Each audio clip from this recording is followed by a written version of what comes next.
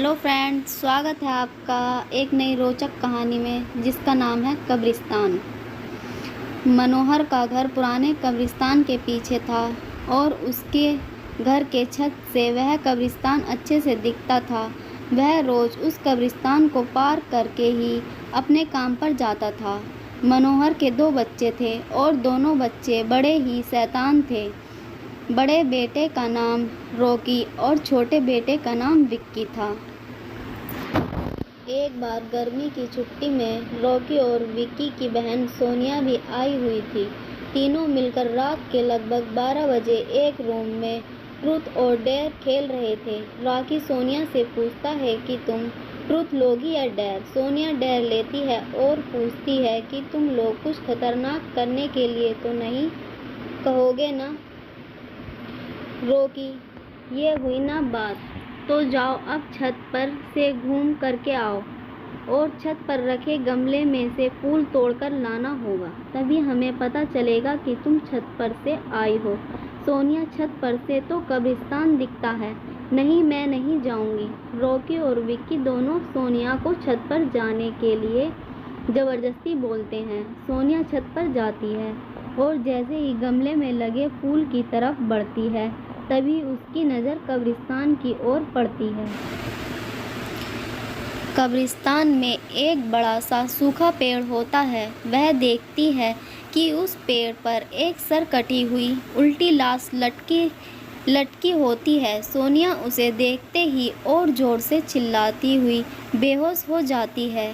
फिर जब सोनिया बहुत देर तक छत पर से नहीं लौटती है तो रॉकी और विक्की दोनों डर जाते हैं और वह छत पर जा करके देखते हैं तो पाते हैं कि सोनिया बेहोश पड़ी है। वो तुरंत मनोहर को बुलाते हैं और सारी बात बताते हैं। मनोहर, तुम तीनों को ऐसा खेल खेलने की ज़रूरत क्या थी? और रॉकी, तुम तो जानते हो उस कब्रिस्तान के बारे में कैसी कैसी खबरें आती हैं, फिर भी तुम सोनिया को रात में छत पर जाने के लिए क्यों भेजा? रॉकी, सॉरी डैड, मुझसे गलती हो गई। अब हम आगे से ऐसा नहीं करेंगे। मनोहर, और फिर कभी दोबारा ऐसा काम किया तो तुम दोनों को उसी कब्रिस्तान में छोड़ आऊँगा। अच्छा। सोनिया, बेटी, ये बताओ तुमने वहाँ ऐसा क्या देखा था कि तुम वहीं बेहोश हो गई? सोनिया सहमी हुई हालत में मनोहर को सारी बात बताती है कि उसने क्या देखा। मनोहर ने उस कब्रिस्तान के बारे में ऐसी खबरें पहले भी सुनी हुई थी, इसीलिए वह सोनिया को डांटता नहीं है और बच्चों को संभलकर रहने की सलाह देता है। एक दिन मनोहर को काम से छुट्टी मिलने में देरी हो जाती है और उस दिन उसे ऑटो भी नहीं मिलता। वह पैदल ही घर और चल पड़ता है। इधर विक्की और रॉकी दोनों आपस में बात करते हैं। वो सच है, मुझे तो लगता है कि वो सिर्फ बातें बना रही है, वो उसका भ्रम होगा। विक्की, अरे नहीं भाई, तुमने उसकी हालत देखी नहीं, एक दिन भी और यहाँ रुकने को तैयार नहीं हुई। मुझे लगता है कि उसने सच में कुछ और देखा होगा।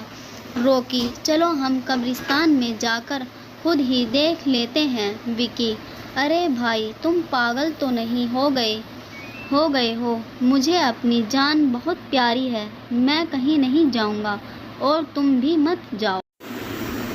विक्की के मना करने के बावजूद रॉकी नहीं मानता है और वह अकेले ही कब्रिस्तान की ओर चल देता है। कब्रिस्तान का दरवाज़ा खोलता है और अंदर चला जाता है। वह उस पेड़ की ओर भी देखता है जिस पर सोनिया को सर कटी हुई उल्टी लाश दिखी थी। रॉकी खड़े होकर उस पेड़ की ओर देखता है, तभी एक अदृश्य हाथ उसे पैरों को पकड़ लेता है। रॉकी डर जाता है और ज़ोर से चिल्लाने लगता है, बचाओ बचाओ, छोड़ दो मुझे, मुझसे गलती हो गई, मैं फिर कभी दोबारा नहीं आऊँगा। दूसरे कोने पर एक कब्र होती है जो कि खुली हुई होती है, उसके ऊपर फूल लगा हुआ होता है।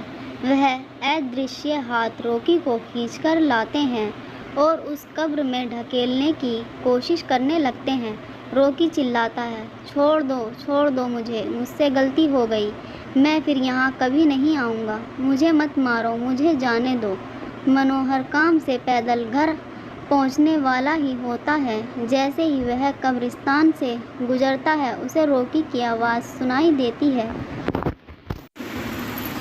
यह तो कब्रिस्तान से आ रही है, मुझे जाकर देखना चाहिए। मनोहर कब्रिस्तान में चारों ओर देखता है लेकिन रॉकी कहीं नहीं दिखाई देता। वह घर लौटकर आ जाता है और विक्की से पूछता है कि रॉकी कहाँ है। विक्की, पापा मेरे बार बार मना करने के बावजूद भी रॉकी कब्रिस्तान में चला गया। वो जानना चाहता था कि सोनिया जो कह रही थी वो सच है या नहीं। मनोहर, हमारे पास समय बिल्कुल भी नहीं है।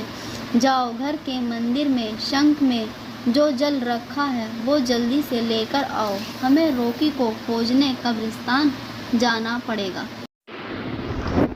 विक्की वो जल लेकर आता है। मनोहर और विक्की कब्रिस्तान में जाते हैं। मनोहर जल छिड़कता है, फिर उसे किसी से घसीटने का निशान दिखाई देता है। वह समझ जाता है और फिर उस निशान का पीछा करते हुए उस कब्र तक पहुंच जाता है। मनोहर कब्र के आसपास वो जल छिड़कता है। कब्र से अजीब अजीब सी आवाज़ें आती हैं। विक्की बहुत डर जाता है। मनोहर, मुझे लगता है कि श्रापित प्रेत आत्माओं ने रॉकी को इस कब्र के अंदर कैद कर लिया है। हमें जल्दी ही इसे निकालना होगा। तुम यह पवित्र जल आसपास छिड़कते रहो। इससे हमें वो प्रेत आत्माएं कोई नुकसान नहीं पहुंचा पाएंगी। मैं कब्र को खोलने की कोशिश करता हूँ। मनोहर उस कब्र को खोलने की कोशिश करता है। अंत में वह कब्र खुल जाती है। इसके अंदर रॉकी लथपथ बेहोश पड़ा होता है। मनोहर रॉकी को लेकर हॉस्पिटल जाता है। उसकी हालत बहुत गंभीर होती है। उस दिन के बाद मनोहर उस घर को छोड़कर शहर से दूर एक दूसरे घर में अपने पूरे परिवार के साथ रहने चला जाता है। शुक्रिया दोस्तों, ऐसी और भी रोचक कहानियों के लिए मेरे चैनल को लाइक, शेयर और सब्सक्राइब करें।